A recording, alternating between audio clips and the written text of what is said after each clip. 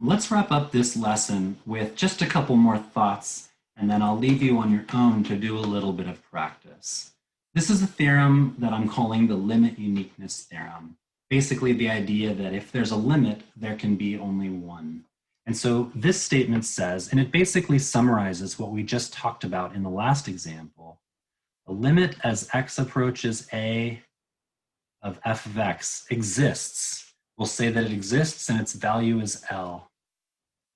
If and only if two statements must be true. The limit as x approaches a from the left must be L, and the limit as x approaches a from the right must also be L. So this limit uniqueness theorem basically says, if you want there to be a limit, it doesn't matter which side you come from, those values better approach the same thing. If, like in our last example, there's a jump and one side is approaching a different number than the other side, then the limit as you approach the number is said to not exist. All right, now this last example might show up from time to time in your study. It's just a really weird case. We won't spend a whole lot of time thinking about it. In fact, it's really difficult to get a proper calculator rendering of it.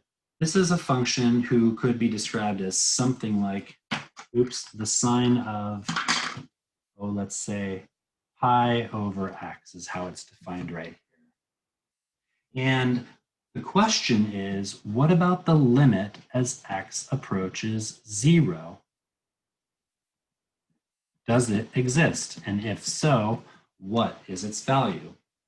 And what they're trying to communicate with this funky picture is that as x approaches 0, this function is basically oscillating, like the sine function typically kind of goes over and over and over and over and over, but it's doing all of those infinitely many oscillations in a finite space. And so the closer it gets to 0, the faster it starts to oscillate.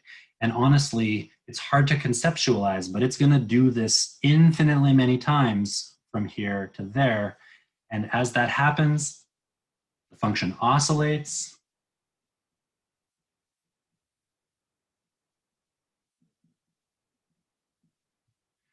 As it oscillates with greater frequency, all we can say is the limit as x approaches 0 of this function does not exist. Since it's continuing to go up and down, the values are never really approaching any specific thing. Kind of a weird one. If you see it from time to time, maybe you'll remember it.